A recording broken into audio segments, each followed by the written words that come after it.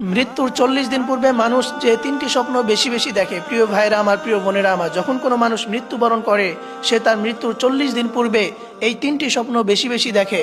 অর্থাৎ কোনো মানুষ যদি এই 3টি স্বপ্ন দেখে তাহলে বুঝে নিবেন যে আপনার মৃত্যু অতি নিকটে। অতএব আপনি সাথে সাথে তওবা করবেন এবং রবের কাছে আপনি ফিরে আসবেন। প্রিয় ভাইরা আমার, সকলকে মৃত্যুর স্বাদ গ্রহণ করতে হবে। এই মৃত্যু থেকে কেউ বাঁচতে পারবে না। আল্লাহ রাব্বুল আলামিন বলেছেন, কুল্লু নাফসিন যায়িকাতুল মাউত, every soul will test death. প্রত্যেকটা প্রাণীরই মৃত্যুর স্বাদ গ্রহণ করতে হবে।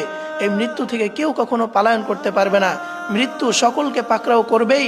আল্লাহ রাব্বুল আলামিন বলেন, আইনামা তাকুনু ইদরিকুমুল মাউত।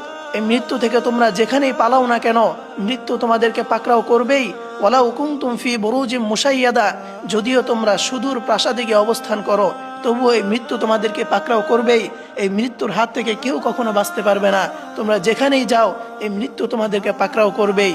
মানুষ তার ভবিষ্যৎ নিয়ে পরিকল্পনা করে, অথচ মানুষ জানেই না মৃত্যুই হলো তার আসল ভবিষ্যৎ। মানুষ তার ভবিষ্যৎ নিয়ে অনেক পরিকল্পনা করে, সে কোথায় যাবে, কি করবে, অথচ সে জানেই না যে মৃত্যুই হলো তার আসল ভবিষ্যৎ। এই মৃত্যু থেকে কেউ কখনো পলায়ন করতে পারবে না। মৃত্যু যখন চলে আসবে তাকে আর এক সেকেন্ডও সময় দেওয়া হবে না, সাথে সাথে তার জানটাকে কবজ করে নেওয়া হবে।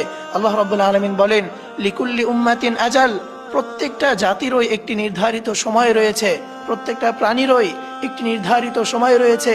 ইদা জা আজালুহুম, যখন এই সময়টা চলে আসবে, লা ইস্তাখিরুনা সাআ ওয়ালা ইস্তাকদিমুন, তাকে এক সেকেন্ডও সময় দেওয়া হবে না। এই মৃত্যু তাকে পাকড়াও করবেই। এই জন্য প্রিয় ভাইয়েরা আমার, মৃত্যুর কথা আমাদেরকে সব সময় মাথার ভিতরে স্মরণ রাখতে হবে। মৃত্যুর কথা সর্বদা স্মরণ রাখতে হবে এবং কবর জগতে যেন ভালো থাকতে পারি, এই জন্য দুনিয়াতে আমাদেরকে ভালো কাজ করতে হবে। আল্লাহ হাবিব সাল্লাল্লাহু আলাইহি ওয়াসাল্লাম বলেছেন, বুদ্ধিমান তো সেই ব্যক্তি যে সব সময় মৃত্যুর কথা স্মরণ করে, দুনিয়াতে ভালো কাজ করে এবং আখিরাতের জন্য সামান গোছায়। এজন্য প্রিয় ভাইরা আমার, অবশ্যই আপনাকে মৃত্যুর কথা বেশি বেশি স্মরণ করতে হবে। আর যদি কোনো ব্যক্তি এই 3টি স্বপ্ন দেখে তাহলে বুঝে নেবেন যে আপনার মৃত্যু অতি নিকটে।